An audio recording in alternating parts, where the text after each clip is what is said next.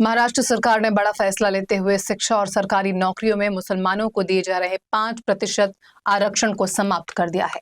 मुख्यमंत्री देवेंद्र फडणवीस के नेतृत्व वाली सरकार ने इस संबंध में नया सरकारी आदेश यानी जीआर जारी कर निर्णय को औपचारिक रूप दे दिया है। इस आदेश के साथ ही सामाजिक एवं शैक्षणिक रूप से पिछड़ा वर्ग श्रेणी के तहत मुस्लिम समुदाय को मिलने वाला लाभ अब लागू नहीं होगा।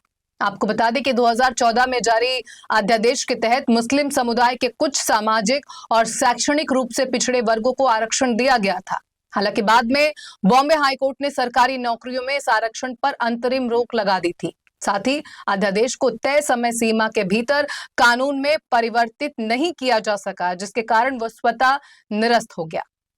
SEBC ढांचे के तहत राज्य सरकार ने पहले स्पेशल बैकवर्ड कैटेगरी ए बनाई थी, जिसके जरिए आर्थिक और सामाजिक रूप से पिछड़े मुस्लिम वर्गों को सरकारी और अर्ध सरकारी नौकरियों में सीधी भर्ती तथा शैक्षणिक संस्थानों में प्रवेश के दौरान 5% आरक्षण दिया जाता था। वहीं नए आदेश के बाद मुस्लिम आवेदकों को जारी किए जाने वाले जाति प्रमाण पत्र और वैधता प्रमाण पत्र की प्रक्रिया भी रोक दी गई है। मुस्लिम आरक्षण की ये व्यवस्था जुलाई 2014 में शुरू हुई थी, जब तत्कालीन कांग्रेस NCP सरकार ने मराठा और मुस्लिम समुदाय दोनों के लिए आरक्षण लागू किया था। उस समय मराठा समुदाय को 16% और मुस्लिम समुदाय को 5% आरक्षण दिया गया था।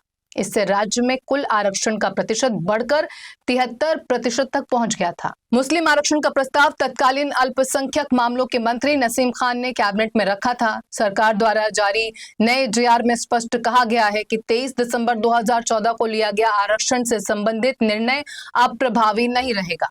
साथ ही संबंधित विभागों को इस कोटे से जुड़ी सभी प्रक्रियाएं और योजनाएं तत्काल बंद करने के निर्देश दिए गए हैं। करीब 1 दशक बाद लिया गया ये फैसला राज्य की आरक्षण व्यवस्था में बड़ा बदलाव माना जा रहा है।